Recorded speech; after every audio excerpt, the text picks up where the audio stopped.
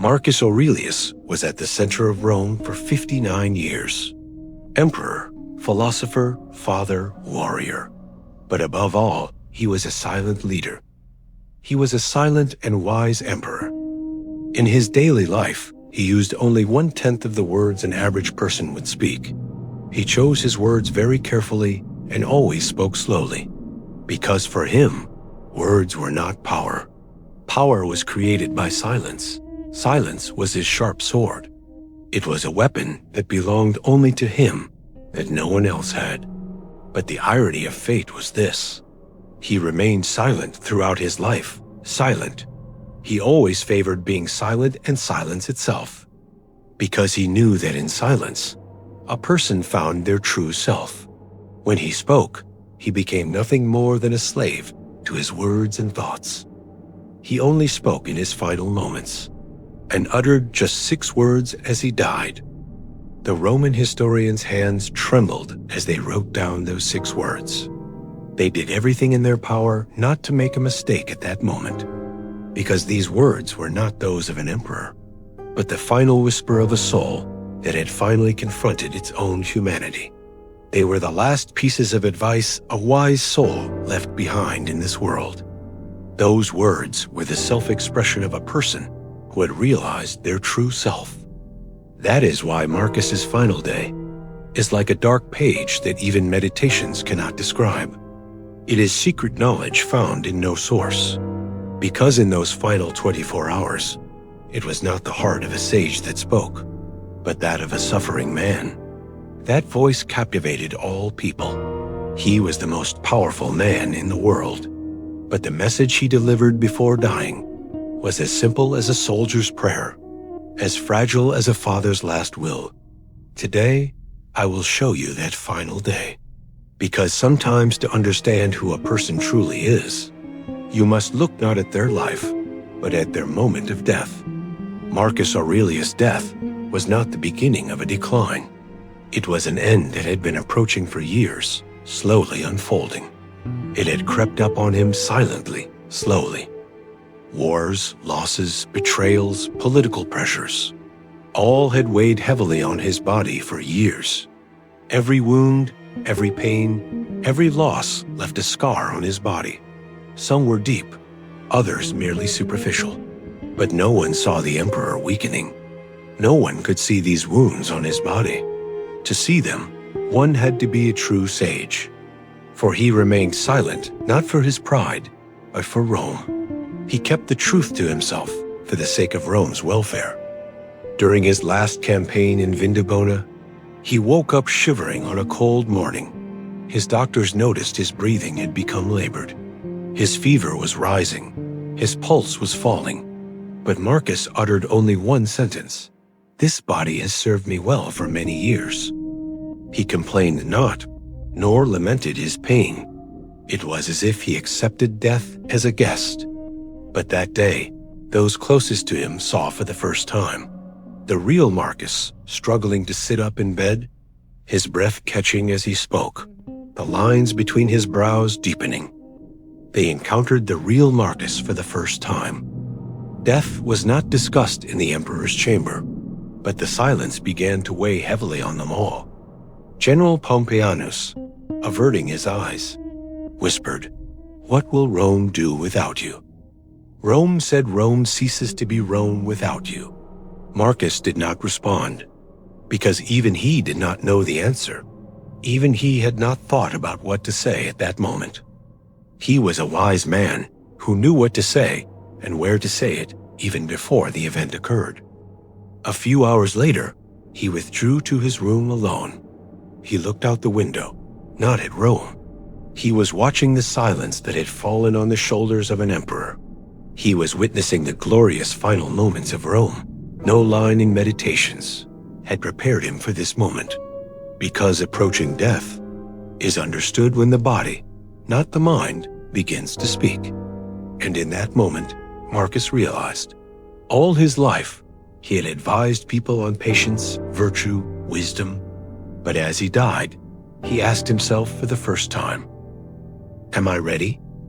This is where his dark side emerged, because even an emperor, When he hears death's approaching footsteps, trembles like any other human being. That day, a truth unknown to anyone appeared on Marcus's face. The fatigue beneath the power he had carried for years. The fragility hidden behind his silence. The inner fear that silenced even a philosopher. But he remained strong nonetheless, because he did not want to die without saying his last words. To Rome, to his son, to the future, there was one more thing he had to say. Death was approaching. Time was running out. And those 6 words would be the loudest cry of the world's quietest emperor. As the sun set, the camp was enveloped in silence. There was no sound. The soldiers were retreating to their tents, the fires flickering with trembling light.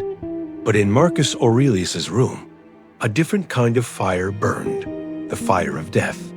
His room was warm, yet the coldness of death had begun to permeate it. His body was weakening, his breath was shortening, but his mind was noisier than ever.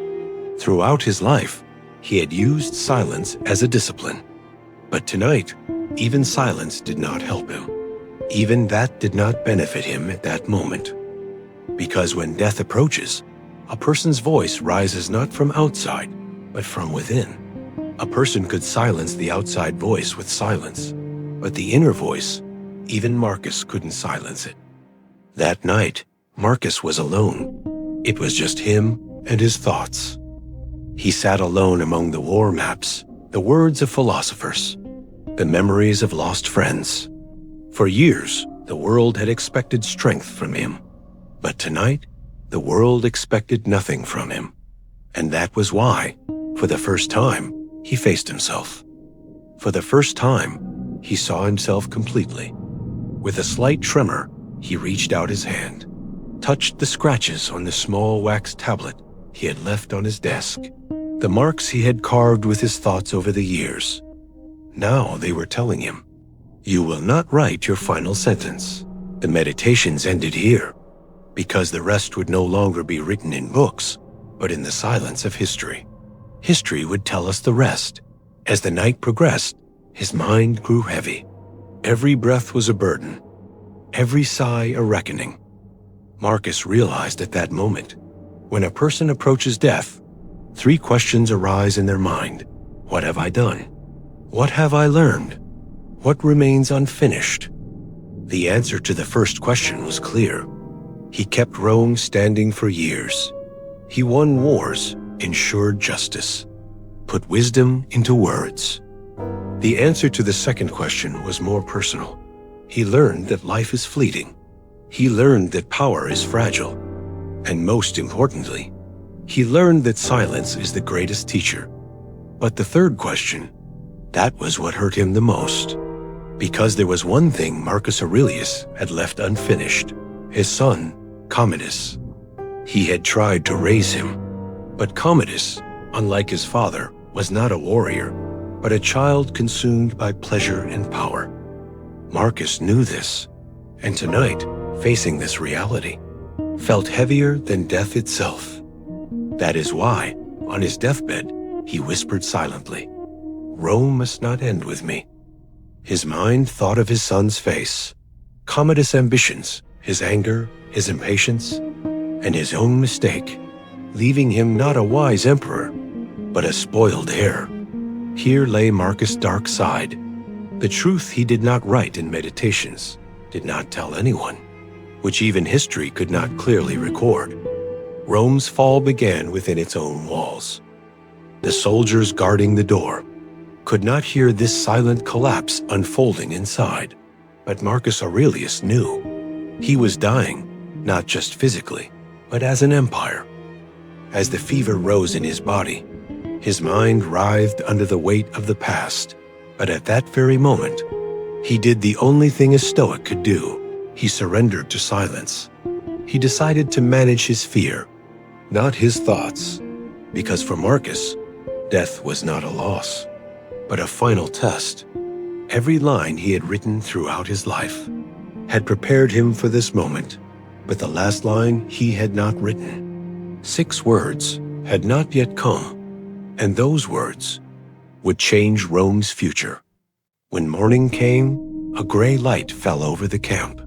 The fog was heavy, ... The cold was deep, and everything was silent, as if aware of an approaching end. For days, the soldiers had been whispering about their emperor's serious illness. With every step, in every tent, in every glance, there was the same fear. If he goes, what will become of Rome? Who would take care of Rome if he left? But in Marcus Aurelius' tent, there was something much heavier than fear. The truth. He had faced that question all night.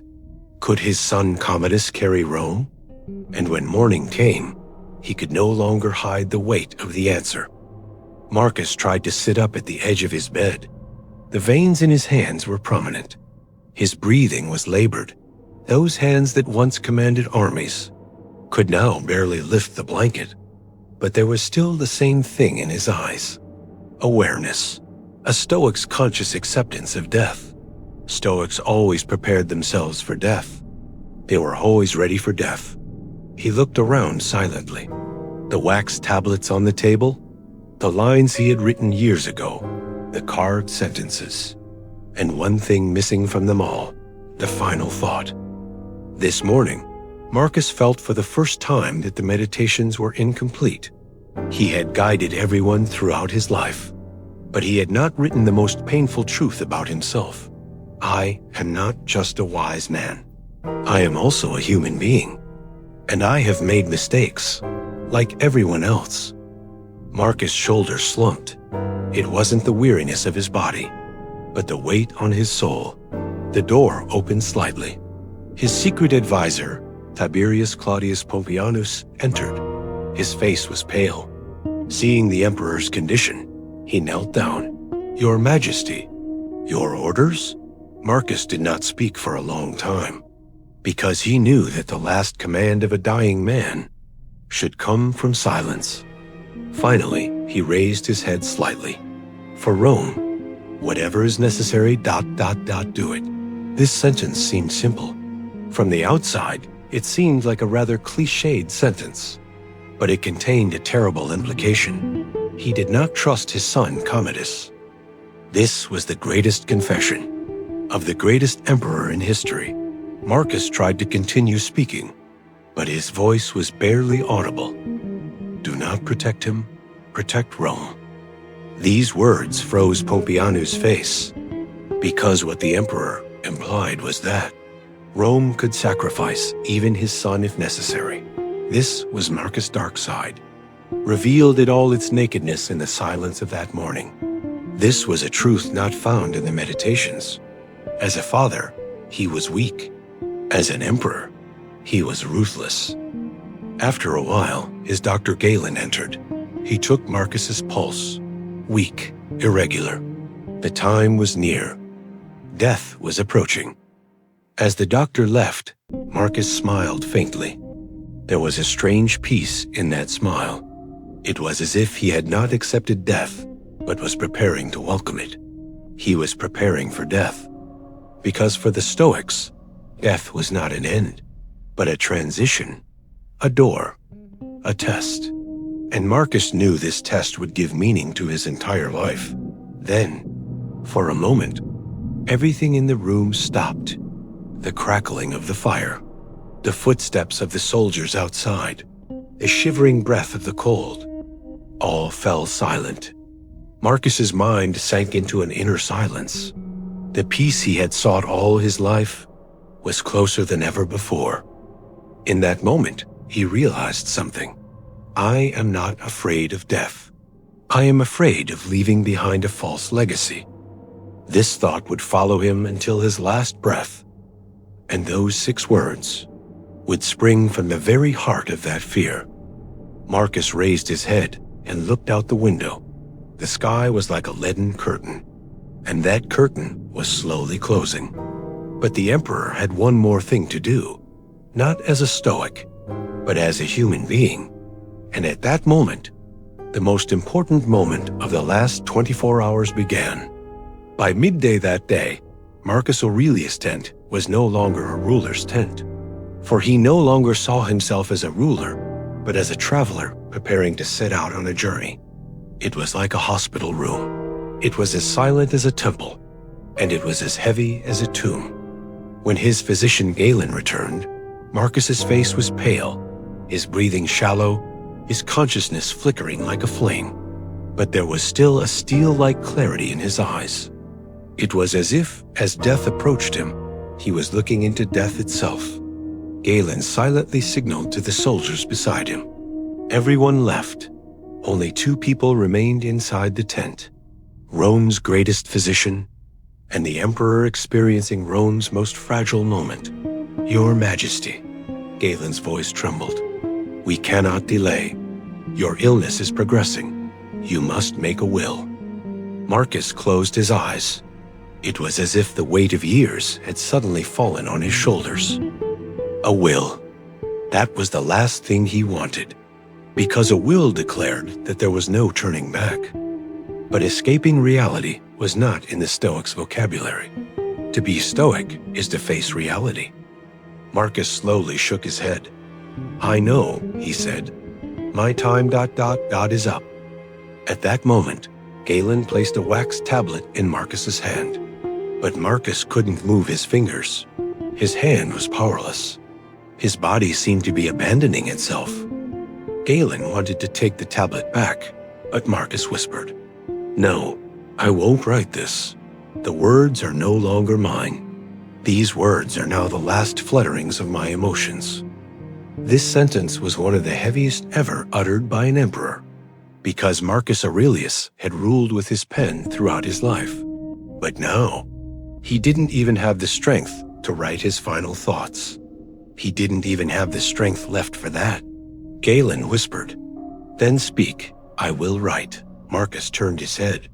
He looked into the depths of Galen's eyes. And in that moment, he saw the fear within Galen. It was not the fear of a sick man. It was the fear of an emperor, of a father, of a man, of a sage. Marcus swallowed, as if about to speak a truth he had never uttered before. He took a deep breath at that moment. Suddenly, the tent flap opened. The person who entered was the one everyone had been expecting, Commodus. Wearing his gold-embroidered red cloak, he walked as if he were entering a theater stage, not a battlefield. His face bore the arrogance of a spoiled young man. There was no sadness, no worry in his eyes. There was no sorrow on his face. This was Marcus Aurelius' greatest sorrow, the man who would carry Rome's destiny. He was too incompetent to carry Rome. Commodus approached his father. He paused for a moment. Then he asked in a calm voice, "Father, when will we return?" "Rome awaits us." These words, twisted like a knife in the heart of history's greatest emperor. Time stood still in that moment. Marcus slowly looked at his son. There was no anger in his eyes, no resentment, only silent acceptance, because this was the truth. Rome had risen with him, but it would fall with his son Commodus. This moment revealed a truth Marcus had suppressed in his heart for years, a truth he hadn't written in his meditations, hadn't told anyone, a truth hidden in the dark pages of history. "I was a wise man, but I was not a good father." He didn't say these words, but it was possible to read them on his face. Everyone present understood it perfectly clearly, except Commodus. As Commodus left the tent, Marcus looked away for the first time, not from himself, but from the future his son represented. Galen whispered, "Your Majesty, ... speak your will. Rome needs it." Marcus raised his head. He took a deep breath, one last time as if formulating his final thought. But he didn't speak, because the last 6 words he would say had not yet been born. Death had to draw a little closer. Death had to envelop his body a little more. His mind had to be a little more alone. His heart had to break a little more. A storm was brewing inside him. The reckoning of his life, the shadow of his mistakes, the weight of his virtue. Marcus sat this morning not as an emperor, but as a man judging himself. And within that dark reckoning, not Rome's, but Marcus Aurelius' true face was revealed. After Commodus left the tent, a silence fell inside. It was so quiet at that moment that every sound could be heard. This silence was not that of a patient, but of a civilization. It was as if even Rome did not dare to speak. It did not have the strength. It was as if it wanted to live the last minutes of its numbered but glorious years. Marcus Aurelius, leaning against his bed, felt the weight of recent years not on his shoulders, but deep within his lungs. Each breath was like a sharp knife. Each breath reminded him of another battle lost. Galen tried to hide his face as he checked Marcus' pulse, but Marcus read his fear, because an emperor could hear everyone's inner voice without them speaking. "Tell me the truth, Galen." His voice was almost a whisper, but it was an order. Galen looked away. "Your Majesty, there is no fever in your body today, but we should not rejoice. This is a sign of the approaching end." The sentence was as quiet as a leaf falling in autumn, but it struck the emperor's heart like a scream. Marcus turned his head away, his eyes fixed on the void, as if he were looking at an invisible memory. Rome's wisest leader, for the first time in his life, was face to face with death itself. He felt it with every fiber of his being. All day long, the army was bustling outside the tent. The clanging of shields, the clatter of horseshoes, the whispers of soldiers, all echoed in Marcus's ears like a distant memory, because the outside world was fading away for him. But his inner world was noisier than ever. Scenes from the past began to flow by. His father's death, the heavy responsibility Antoninus Pius had placed on him, the endless curiosity he felt in his youth, the pages he wrote in the midst of wars, and Commodus' childhood. There was one thing common to all these scenes: exhaustion. Marcus Aurelius had appeared as cool as a rock throughout his life, but inside he carried a fragility that no one knew about. The loneliness of a sage, the burden of a leader, the silent fear of a father. And now all of that burden was collapsing at once in the last 24 hours. Galen brought a bowl of water. Marcus tried to hold the cup with his trembling hand, but his fingers were weak. The water slowly spilled over the rim of the cup. Even this small movement showed that the most powerful man in Rome could no longer lift a body. Marcus thought to himself, "Empires endure, bodies do not." He never wrote this sentence in any of his books. It never appeared on any page of history. But as death drew nearer, he saw the truth with a more ruthless clarity. He saw all the cruelty of life in its nakedness at that moment, but he couldn't explain it. As the day progressed, Marcus stopped talking. But his silence wasn't from fear of death. It was from trying to understand death itself. He wanted to grasp it in his final moments. As a Stoic, death was always an accepted fact. But accepting it was one thing. Living it was a completely different test. Those who passed this test were the truly wise. Marcus thought silently. What should he feel in his last breath? What had he left behind in Rome? Would his son Commodus plunge Rome into darkness? Would everything he had written reach the right people? And perhaps most painfully, Meditations ... wasn't finished. Yes, there were last lines he wanted to write before dying, but he didn't have the strength to write. Realizing this was unbearable, even for an emperor. He was leaving not his pen, but his story unfinished. Galen broke the silence. "Your Majesty ... would you like to say something?" The question echoed inside the tent. Perhaps for the first time in history, Rome's emperor was being told to prepare his last words. Marcus lifted his head slightly. He looked at Galen, and in that moment, an expression appeared on Marcus Aurelius' face that had only appeared a few times in his life.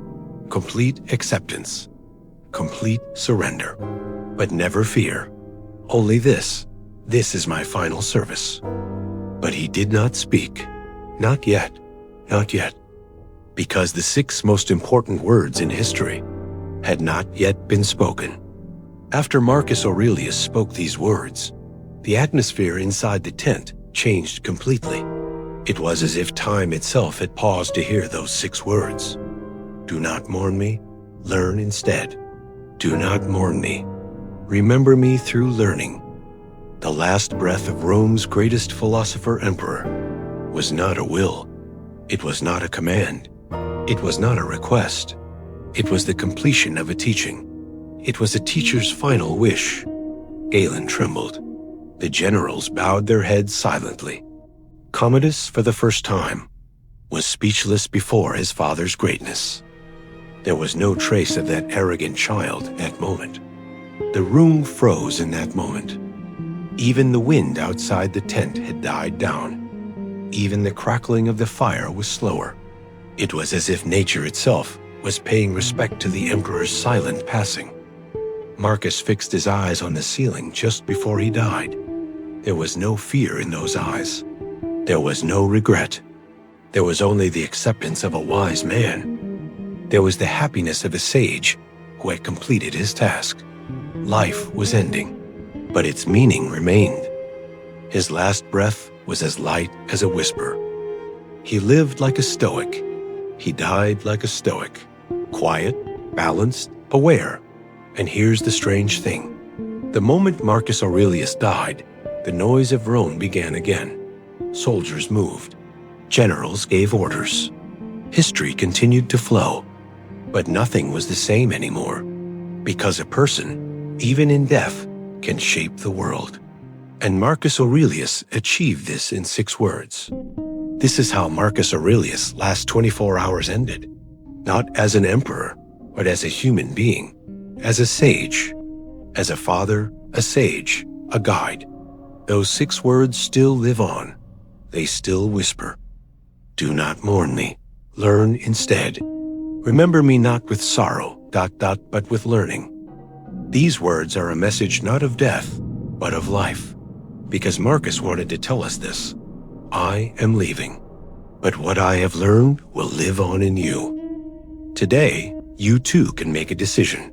Will you live life with noise or with awareness? Marcus Aurelius' last 24 hours actually teach us this. A lifetime can fit into a single day, and a truth can fit into 6 words. If these last 6 words have made a place in your heart, subscribe, because every story we tell here will make you a little stronger, a little more aware, a little more stoic, and maybe one day, you too will choose your final words with wisdom, just like Marcus did.